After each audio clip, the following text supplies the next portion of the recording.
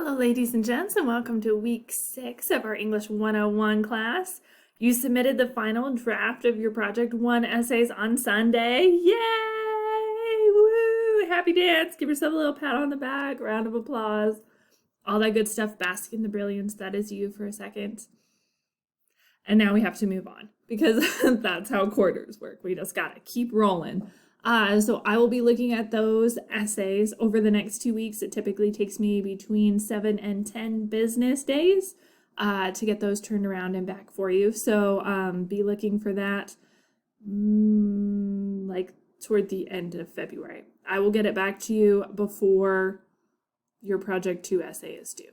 That is the promise I will make because you're going to want to take the skills you learned in Project 1, the feedback you get from me. You're going to want to apply those as you work toward Project 2. As we look at our Project 2 stuff, you may notice that it works on a more accelerated timeline. So we had like 5 weeks to work on Project 1. We emphasize the process-based approach to writing where we take that prompt, the big idea we want to discuss in the essay, and we break it down into little bite-sized chunks. We did that through discussion boards, we did that through thesis worksheets, we did that with recorded lectures. We took it and we made it very manageable in smaller pieces. In an ideal world, that's how you would write all the time because writing is a process, one that we have to revisit over and over again, and we want to make sure that we're hitting each of those steps in that journey. However, in the real world, I'm doing air quotes because like what even is that? In the real world, we don't always have the time we want to create a written whatever.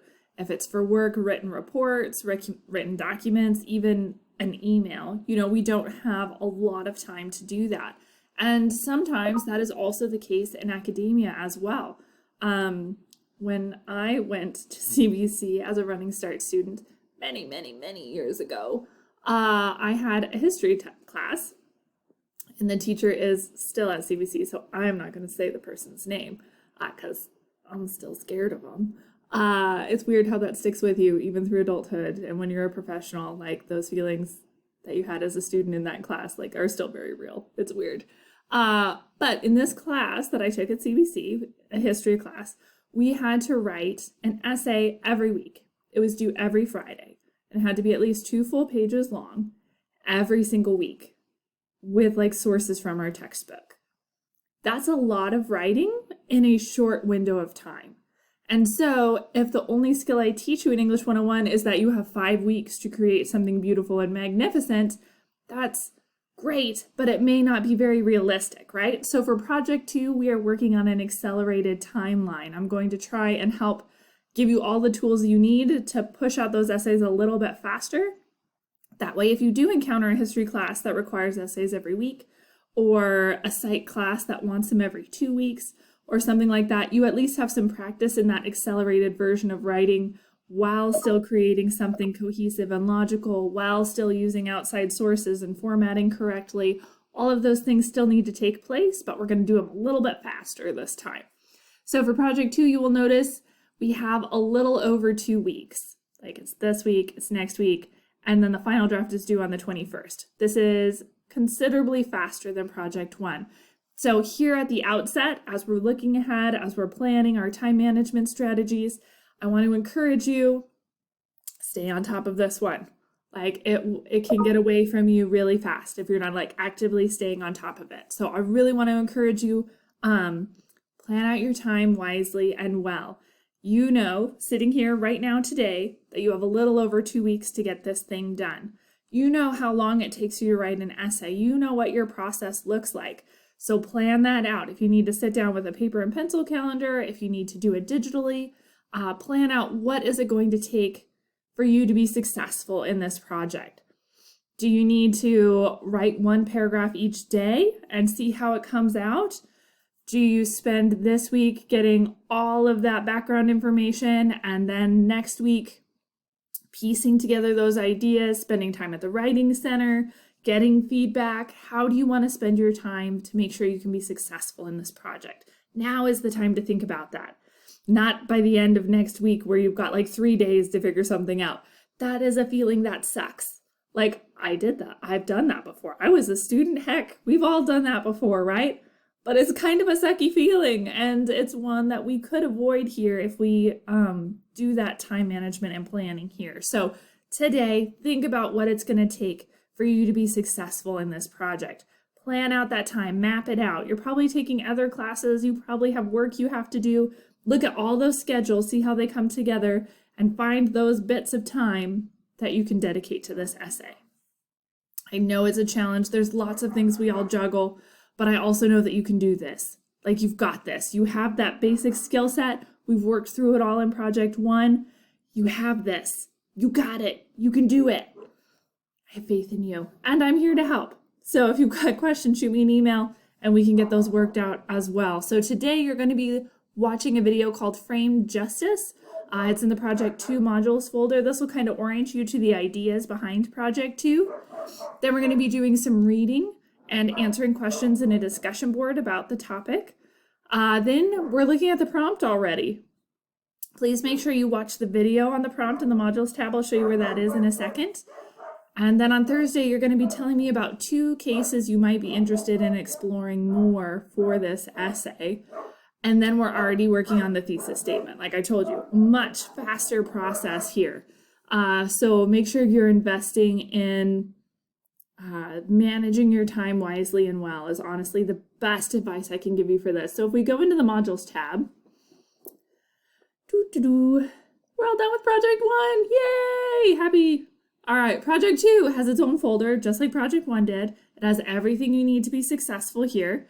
So here's our Frame Justice PowerPoint if you want to look at just the slides. Here is the recorded lecture that you're going to be watching today. So make sure that you watch that because it will give you a really good idea of what our project's about. In a nutshell, Project 2 is about the phenomenon of our judicial system when it clashes with social media, with the 24-hour news cycle, all of that, because our Constitution, the 6th Amendment, guarantees everybody the right to a fair and impartial jury.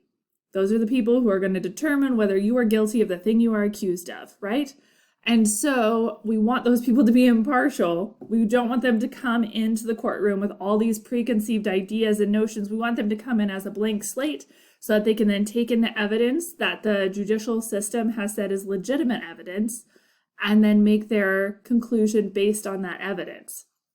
However, that's very difficult to do with the 24-hour news cycle and social media because before a case even comes to trial, before a jury is even selected, anyone in a potential jury pool has already been bombarded with a ton of information. So to give you some context, it was a couple months ago. Does anyone remember the Johnny Depp Amber Heard trial, their big divorce?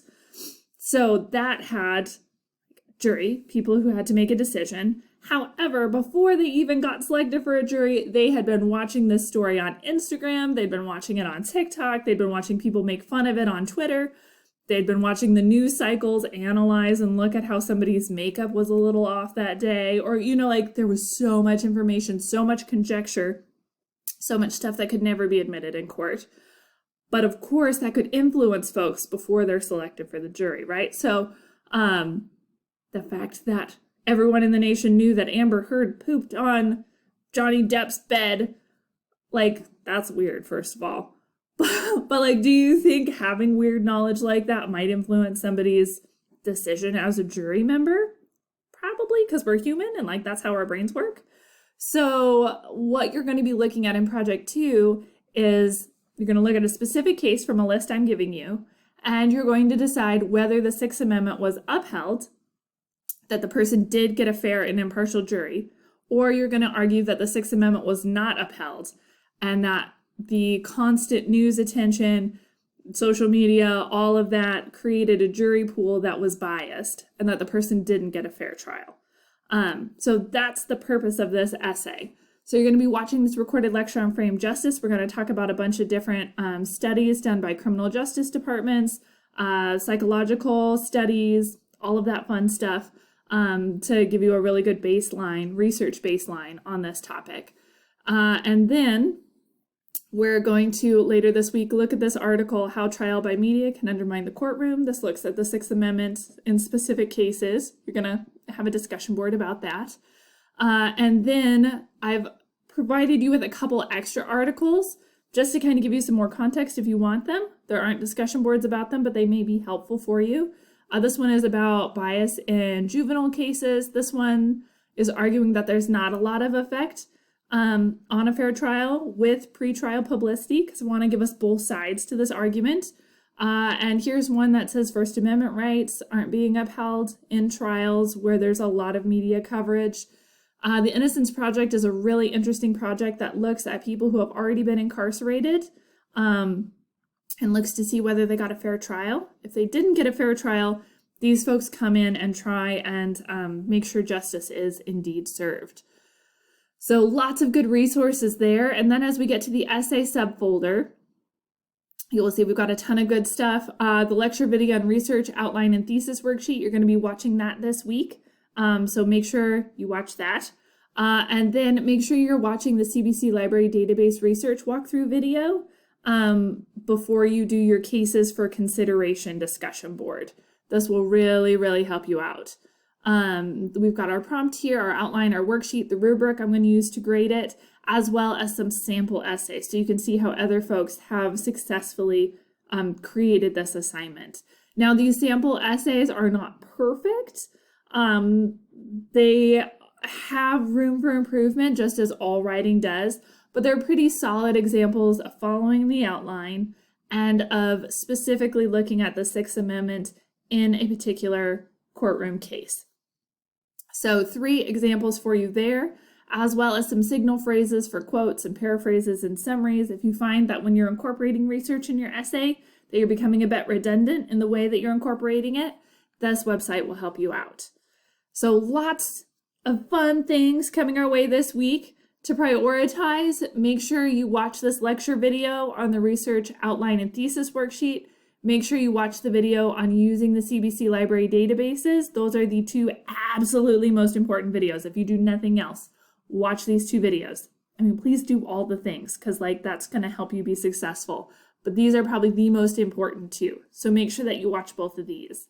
And then start thinking about what cases you want to look at. That'll be talked about in this video here.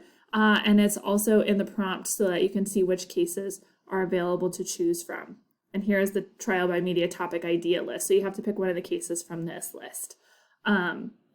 So do that, look through the list, watch those videos, see what you might be interested in. And I'm so excited to see where this research and line of inquiry takes you.